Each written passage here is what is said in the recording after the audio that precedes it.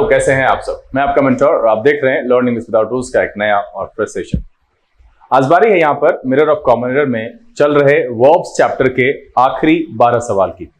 चूंकि इस चैप्टर में कुल मिलाकर के 51 सवाल हैं, 3 पोर्शन में मैंने 39 सवाल को आपके सामने रख दिया है। बचे हुए 12 सवाल को आज हम यहाँ पर आपके सामने रखेंगे और हर एक ग्रामेटिकल नॉर्म्स को डिस्कस करके बेहतर तरीके से समझाने की कोशिश करेंगे। सेशन को शुरू करेंगे, लेकिन उससे पहले जो लोग इस चैनल पर नए हैं और वैसे पुराने लोग जिन्होंने अब तक चैनल को सब्सक्राइब नहीं किया है, प्लीज सब्सक्राइब कर लीजिए। बेल आइकन प्रेस करके नोटिफिकेशन को ऑल पर रखिएगा ताकि यहां से जो भी वीडियो अपलोड हो उसकी सूचना आपको मिले और कोई भी सेशन मिस ना हो। लाइक शेयर करने में कंजूसी नहीं कीजिएगा और इस सेशन के दौरान कोई भी दुविधा रह जाए तो कमेंट में लिख करके मुझे बताइए।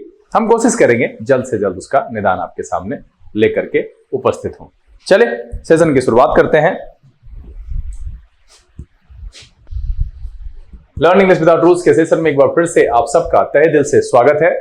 उम्मीद है आप सब तैयार हैं। तो चलिए फटाफट सेशन की शुरुआत करते हैं और लेते हैं 40वां सवाल और आपका समय शुरू होता है अब।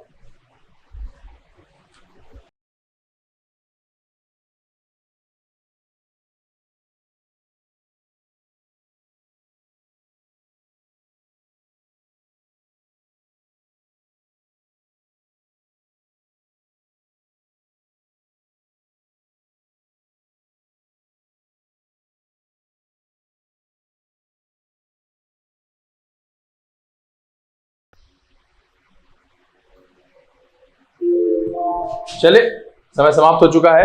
बहुत ही आसान सवाल है और उम्मीद है कि आपने इसको बड़ी ही आसानी से सॉल्व कर लिया होगा, क्योंकि देखिए यहां पर क्या having, had, reached.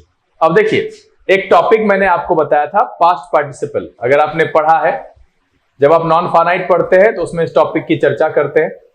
Past participle, ठीक है। दूसरा पढ़ा प्रेजेंट पार्टिसिपल,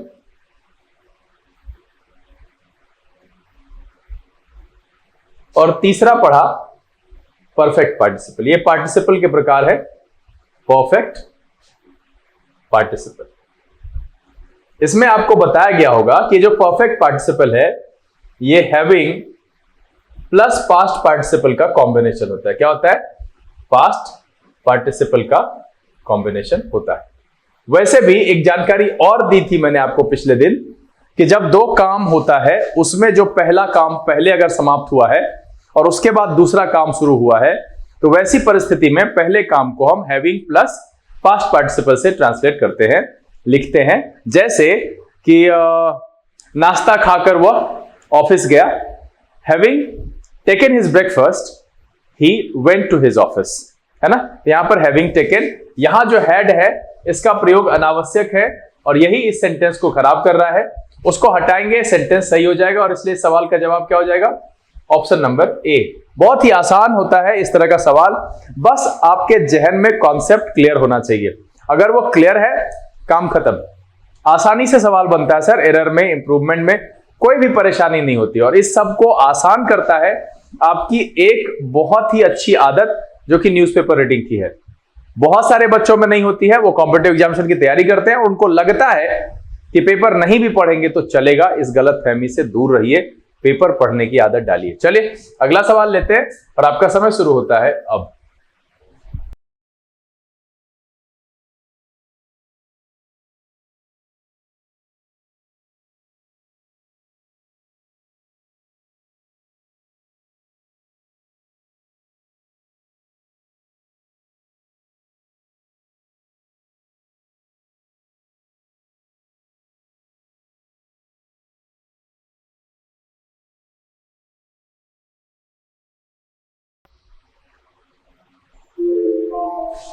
चलिए समय समाप्त हो चुका है।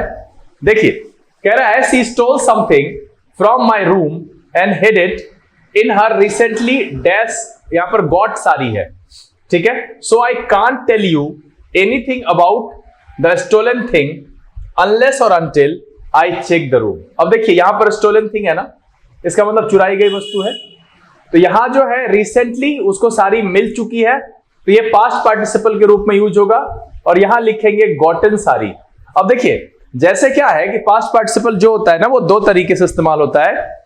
एक तो वो वर्ब की तरह इस्तेमाल होता है जब हम उसको हैज हैव के साथ रखते हैं जिससे कि हम परफेक्ट टेंस बनाते हैं, दूसरा है कि आप उसको एडजेक्टिव की तरह भी लिख सकते हैं। जैसे देखिए कि अगर किसी ने कहा कि I have stolen a purse, अब इसी को कोई चाहे तो ऐसे भी लिख सकता है स्टोलन पर्स। मतलब है अब इसके बारे में कोई जानकारी दी जाएगी तो आगे लिख सकते हैं स्टोलन पर्स इज न्यू। तो इसी तरीके से यहां पर गॉटन सारी करेंगे तब जाकर के ये एडजेक्टिव की तरह काम करेगा और सेंटेंस का मीनिंग सही देगा। और आगे जाकर देखिए ना यहां पर स्टोलन थिंग है, तो सेम यहां पर है कि ये दो तरीके से इस्तेमाल होता है। आप इसको एडजेक्टिव की तरह भी प्रयोग कर सकते हैं और वर्ब की तरह भी प्रयोग कर सकते हैं। वर्ब की तरह प्रयोग करके हम परफेक्ट टेंस बनाते हैं और एडजेक्टिव की तरह हम नॉर्मली सेंटेंस में इस्तेमाल करते हैं। तो इसलिए सवाल का जवाब क्या हो जाएगा? Option number C. चलिए अगला सवाल लेते हैं और आपका समय शुरू होता है अब।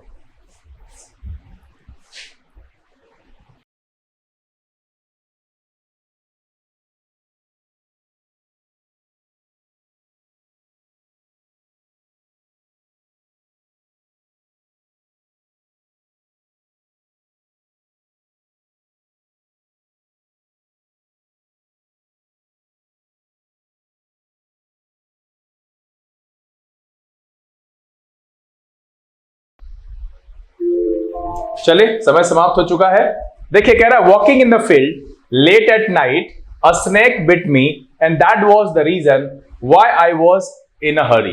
अब देखिए यहां पर मैंने आपको बताया था कि जब हम प्रेजेंट पार्टिसिपल का इस्तेमाल करते हैं तो इसके लिए सब्जेक्ट ऑफ रेफरेंस का क्लियर होना बहुत जरूरी है। जैसे एग्जांपल देकर के आपको समझाते हैं कि अगर हम इसको लिखे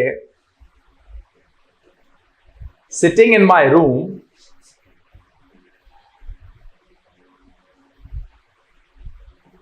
Anu came to meet me। अब यहां पर देखिए कि मीनिंग ही क्लियर नहीं हो रहा है।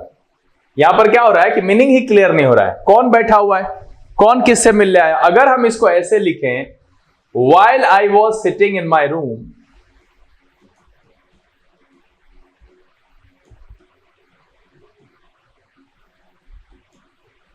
Anu came to मीट मी।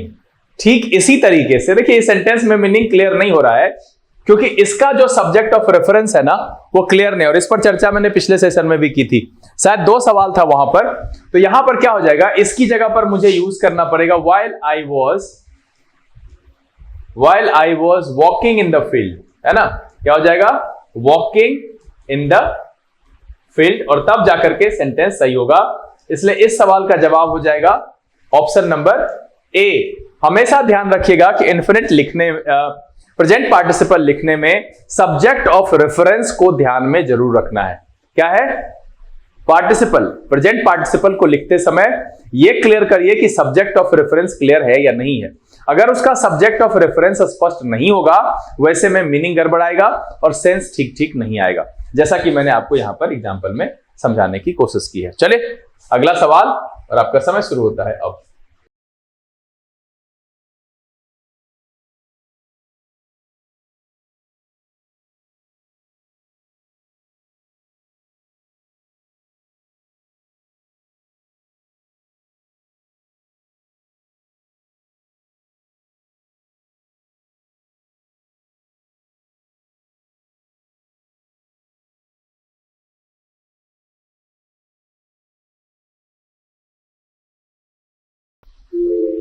चलिए समय समाप्त हो चुका है। कह रहा है it is better to stay at home than to walk. अब देखिए यहीं पर गड़बड़ी हो गई। देन के बाद हमेशा बेयर इंफिनिटिव का प्रयोग होता है ना, मतलब टू का प्रयोग नहीं होता है। यहां पर क्या करना पड़ेगा, इसको हटाना पड़ेगा। ध्यान रखिएगा कि देन के बाद जनरली बेयर इंफिनिटिव का प्रयोग करते हैं। तो हो जाएगा it is better to stay at home than walk in the street, तब जाकर के सही हो जाएगा। और इसीलिए इस सवाल का जवाब क्या हो जाएगा, ऑप्शन नंबर बी। ध्यान रखना है कि देन के बाद जनरली सामान्यतः बेयर इंफिनिटिव का प्रयोग किया जाता है और इसलिए यहां पर टू लिखना सही नहीं है। चलिए अगला सवाल और आपका समय शुरू होता है अब।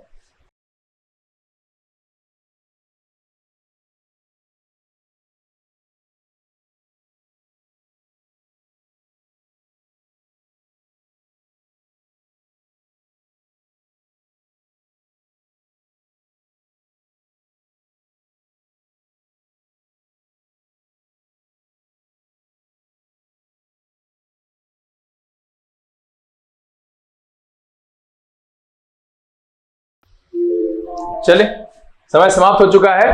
कह रहा he works hard that he should please his manager to promote him to the post of sales executive. पढ़ के क्या लग रहा है कि यहां एक सेंटेंस है ही वर्क्स हार्ड, वो कड़ी मेहनत करता है। क्यों भाई? तो उसका उद्देश्य यहां पर क्या है? पर्पस है। किस चीज का पर्पस है? कि उसको प्रमोट कर दिया जाए to the post of sales executive. तो ऐसे पर्पस बताने वाले सेंटेंस जो दैट से शुरू हो, इसको मैं यहां लिख देता हूं, जो दैट से शुरू हो, सो दैट से शुरू हो, या इन ऑर्डर दैट से शुरू हो। क्या हो? दैट से शुरू हो, सो दैट से शुरू हो, इन ऑर्डर दैट से शुरू हो। ऐसे सेंटेंस में शुड का प्रयोग नहीं होता है, आगे हम मे का प्रयोग करते हैं। ध्यान रखना है कि अगर इधर प्रेजेंट या फ्यूचर रखा गया है ना, प्रेजेंट या फ्यूचर रखा गया है तो हम यहां पर मे करेंगे। अगर यहां पर पास्ट रखा गया है तो सेम कंडीशन में हम यहां पर इसको माइट कर देंगे।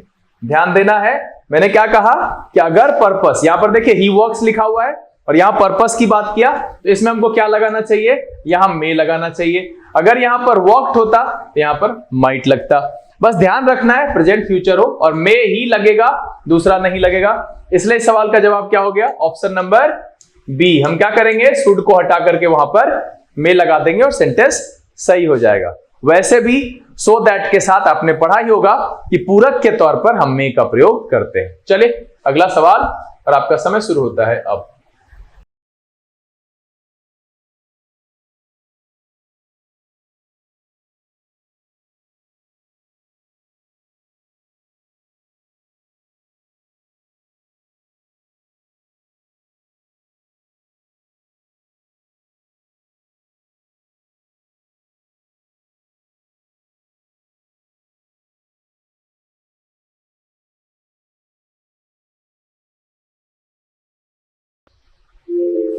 चले, समय समाप्त हो गया है और देखिए क्या कह रहा है, if you apologise for having fail in keeping your promise.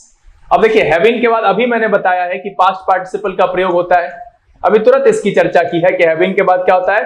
Past participle का प्रयोग होता है। तो भैया यहां पर फेल नहीं, क्या होना चाहिए? फेल्ड होना चाहिए, तब जाकर के सेंटेंस सही होगा। और इसीलिए इस सवाल का जवाब क्या हो जाएगा? Option number B. देखिए अगर कॉन्सेप्ट पता हो तो आराम से सवाल बनता है। अब जिनको नहीं पता उनको ये ठीक ही लगेगा पढ़ने में, if you apologise for having fail in keeping your promise. लेकिन अगर आपको पता है कि हैविंग के बाद क्या लगता है? पास्ट पार्टिसिपल का प्रयोग होता है, तो यहां पर आप तुरंत हटा देते कि नहीं सर फेल नहीं, फेल्ड होगा। चले अगला सवाल, और आपका समय शुरू होता है अब।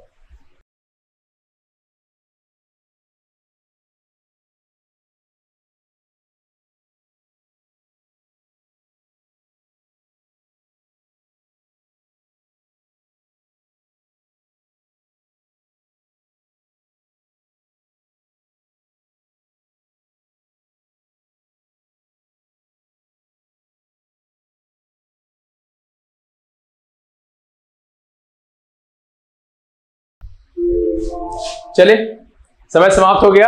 अब यहां पर देखिए नहीं, बड़ा अजीब सा सवाल है, शायद आपने ध्यान दिया होगा तो बनाया होगा। कह रहा when he came out the cinema hall he noticed somebody had stolen his purse. अब देखिए यहां पर नोटिस नहीं हो सकता है सही, यहां पर क्या होना चाहिए? यहां पर होना चाहिए फाइंड का दूसरा फॉर्म, फाउंड। मतलब है फाउंड का, फाइंड का मतलब है कि खोज करके पाया। जब वो ढूंढा अपना पर्स कहां है, नोटिस नहीं किया, उसने ढूंढा, और ढूंढा तो उसे पता चला कि किसी ने उसका पर्स क्या किया है ना, स्टोलन हिज पर्स। तो सिंपल सी बात है कि यहां पर नोटिस का प्रयोग गलत है, यहां होना चाहिए फाउंड। फाउंड, फाइंड का मतलब होता है खोज करके पाना, सिंपल है।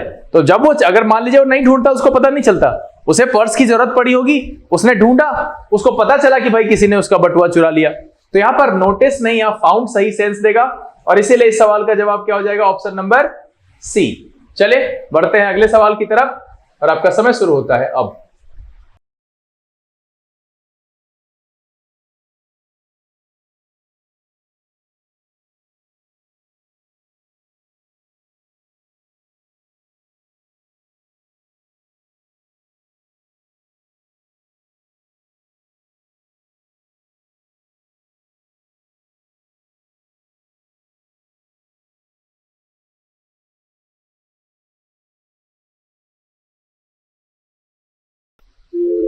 चलिए, समय समाप्त हो गया है। कह रहा है he will propose to his friend that they will join the company. अब देखिए, ये प्रपोजल, ये सजेशन, ये सब जब होता है ना, तो इसके लिए एक ही हेल्पिंग वर्ब है, यहां पर विल का प्रयोग नहीं होना चाहिए, शुड। जब प्रपोजल है कि he will propose to his friend that they should join this company which may provide them with promising careers, तो यहां पर सीधा सीधा है विल का प्रयोग नहीं होगा। जब कहीं पर भी हम सजेशन दें, कुछ प्रपोज करें, वहां पर जो है शुड का प्रयोग किया जाता है, विल का नहीं। इसीलिए इस सवाल का जवाब क्या हो जाएगा? Option number B. देखिए, मॉडल के यूज में आपने इसको पढ़ा होगा, बहुत ही कॉमन है और इसमें इतना कुछ भी ऐसा रॉकेट साइंस नहीं है कि आपसे नहीं बन सकता है। अगर आप ध्यान देकर के पढ़ते, अगर ये नहीं बना है, ध्यान देकर के पढ़ते, तो देखिए कितनी छोटी सी बात है कि भैया जब प्रपोजल है, सजेशन है, तो वहां पर शुड ही होना चाहिए। हम किसी को सजेस्ट करते हैं तो कहते हैं you should work hard, simple सा है, यू शुड डू इट। उसके लिए जो कुछ भी सजेशन है, करे, मन करे तो करे, नहीं करे तो नहीं करे। मेरा काम था, मुझे लगा कि ये करना बेहतर है, मैंने सजेशन दे दिया, तो शुड से देते हैं। तो यहां पर क्या होगा? विल का प्रयोग नहीं होगा। चलिए अगला सवाल, और आपका समय शुरू होता है अब।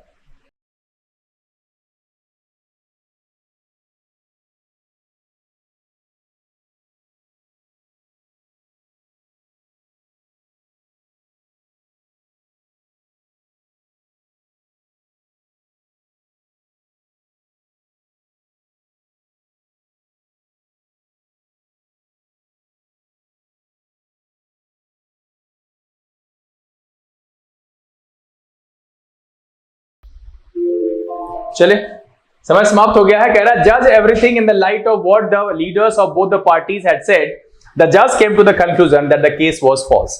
अब देखिए, नॉर्मली आपको क्या पता है कि इंपरेटिव सेंटेंस की शुरुआत वर्ब के ओरिजिनल फॉर्म से करते हैं, जैसे bring a glass of water, come here, stand up, shut the door, इस तरीके के सेंटेंस। लेकिन ऐसे में हम पार्टिसिपल का प्रयोग करते हुए भी इस तरीके के सेंटेंस को लिख सकते हैं। जैसे एक एग्जांपल मैं आपको बताता हूं कि buying presents for my friend I found something fishy, है ना। Buying presents for my friend I found something fishy. या फिर इसी तरीके से कह सकते हैं considering all the points the जज gave the conclusion, considering all the points the जज गेव द कंक्लूजन। सेम यहां पर जो है इस तरीके से नहीं होगा, यहां क्या लिखेंगे? जजिंग। और इस तरीके के जो पार्टिसिपल होते हैं ना, वो सब्जेक्ट से फ्री होते हैं। Judging everything in the light of what the leaders of both the parties had said, मतलब है कि ऐसा करते हुए उन्होंने क्या पाया कि came to the conclusion that the case was false। तो यहां पर जज की जगह पर क्या लगेगा? जजिंग का प्रयोग होगा, और इसलिए सवाल का जवाब क्या हो जाएगा? Option number A. यहां पर मैंने क्या कहा कि इस तरीके से पार्टिसिपल से भी शुरू करके सेंटेंस को सेंस के आधार पर कई जगहों पर लिखा जाता है, और ये सारे के सारे सब्जेक्ट से फ्री होते हैं। तो यहां पर क्या है? Judging everything in the light of what the leaders of both the parties had said, the जज came to the conclusion that the case was false, और तब जाकर के इसका मीनिंग कंप्लीट होगा। चलिए अगला सवाल, और आपका समय शुरू होता है अब।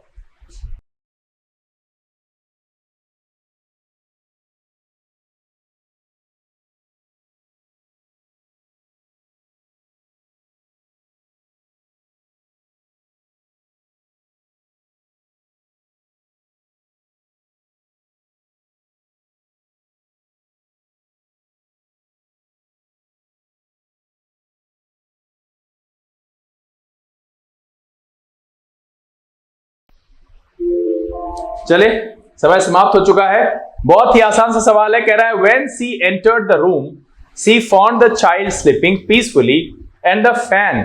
यहां पर देखिए एंड से जुड़ा हुआ है और इधर स्लीपिंग है, इसलिए यहां पर क्या होना चाहिए? मूविंग होना चाहिए, क्योंकि एंड से जुड़े दोनों तरफ के जो होते हैं वो सेम फॉर्म वाले होते हैं। तो यहां पर क्या हो जाएगा? स्लीपिंग है, इसलिए यहां पर मूविंग हो जाएगा, और इसलिए इस सवाल का जवाब क्या हो जाएगा? Option number D. बहुत ही कॉमन सा सेंस है ये कि एंड से जुड़ा हुआ जो दोनों तरफ पार्ट्स ऑफ स्पीच होता है वो अपने सेम फॉर्म में होता है। ये ध्यान दीजिएगा, यहां स्लीपिंग है इसलिए यहां पर मूविंग होगा। चलिए सेकेंड लास्ट क्वेश्चन, और आपका समय शुरू होता है अब।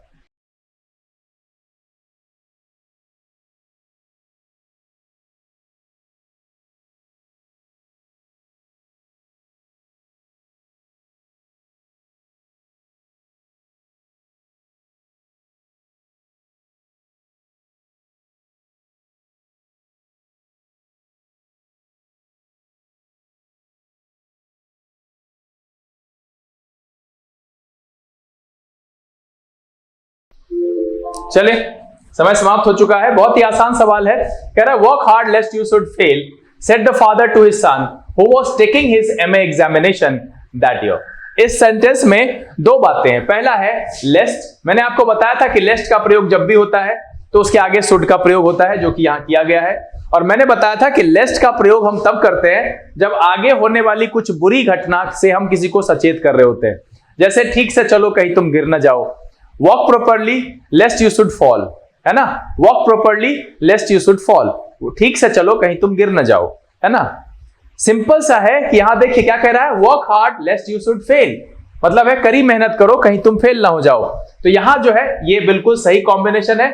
दूसरा, मैंने पिछले दिन बताया था कि जब विद्यार्थी एग्जाम देते हैं तो उसके लिए गिव नहीं टेक का प्रयोग करते हैं, जो कि यहां पर सही ढंग से प्रयोग किया गया है। इसलिए सवाल का जवाब है नो एरर, और जो ऑप्शन है वो है ई, इसमें कोई भी गलती नहीं है। 2 पॉइंट यहां पर था कि लेस्ट का प्रयोग करें तो शुड का प्रयोग करना चाहिए, और विद्यार्थी एग्जाम दे रहे हो तो उसके लिए टेक का प्रयोग करेंगे। चलिए आखिरी सवाल, और आपका समय शुरू होता है अब।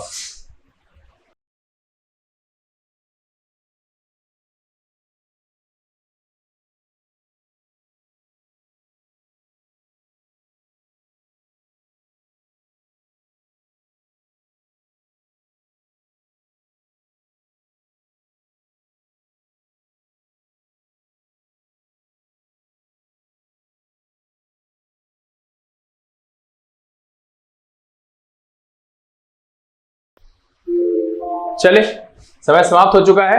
कह रहा है not only will she go to the pictures but she will also meet some of our common friends in the evening. अब देखिए, मैंने आपको बताया था, ये जानकारी आपको होगी, कई बार सवालों में भी मैंने बताया है कि जब नॉट ओनली की शुरुआत में यूज होता है, नॉट ओनली का उपयोग सेंटेंस के शुरू में कर देते हैं, तो हम इन्वर्जन का प्रयोग करते हैं, जो कि यहां किया गया है। और इस इन्वर्जन के प्रयोग में, यानी नॉट ओनली के शुरू में आने पर बट ऑल्सो के बाद वाला जो सिमिलर पार्ट्स ऑफ स्पीच के कंडीशन को मिलाते हैं कि नॉट ओनली बट ऑल्सो के साथ साथ जो है same kinds of parts of speech का इस्तेमाल होना चाहिए, उसको रूल आउट किया जा सकता है। वैसे यहां पर भी देखिए, यहां पर है ना वर्ब का ही प्रयोग हुआ है, लेकिन मैंने क्या बताया था कि जब हम सेंटेंस की शुरुआत में नॉट ओनली का प्रयोग करते हैं, वैसी परिस्थिति में इन्वर्जन का प्रयोग करना चाहिए या किया जाता है। और जब ऐसा होता है तो उस परिस्थिति में same kinds of parts of speech, जो कि नॉट ओनली बट ऑल्सो के लिए कहा जाता है, कि दोनों के साथ same kinds of parts of speech का प्रयोग करते हैं, उसको रूल्ड आउट किया जा सकता है। तो यहां पर फिर से कोई गड़बड़ी नहीं है, और सवाल का जवाब है नो एरर, और ऑप्शन क्या है, ई। यहां पर आज वर्ब्स चैप्टर की समाप्ति हो गई है। धीरे धीरे हम लोगों ने लगता है कि 8 चैप्टर्स कर लिए हैं टोटल, और सफर काफी अच्छा खासा रहा है। बहुत सारे पॉइंट्स आपको इस एपिसोड की मदद से मिरर ऑफ कॉमन एरर के इस सीरीज में मैंने आपको समझाने की कोशिश की है। थोड़ी बहुत ही सही, पूरे डिटेल नहीं, लेकिन जो जो सवाल आया है वो मैंने समझाया है, और वो आप सब सीख गए होंगे। अगर इस पर आधारित कोई सवाल पूछेगा तो बेशक बेझिझक सही जवाब दे पाएंगे। उम्मीद तो यह है कि आज के सेशन में आपने अच्छे अंक प्राप्त किए हैं। तो सबसे पहले अपने द्वारा प्राप्त किए गए अंक को कमेंट बॉक्स में लिख करके मुझे बताइए, और ये वीडियो आपको पसंद आया, अगर ये वीडियो अच्छा लगा आप इसको लाइक कर दीजिए। अब तक चैनल सब्सक्राइब नहीं किया है तो प्लीज सब्सक्राइब कर लीजिए, बेल आइकन प्रेस करके नोटिफिकेशन को ऑल पर जरूर रखिएगा।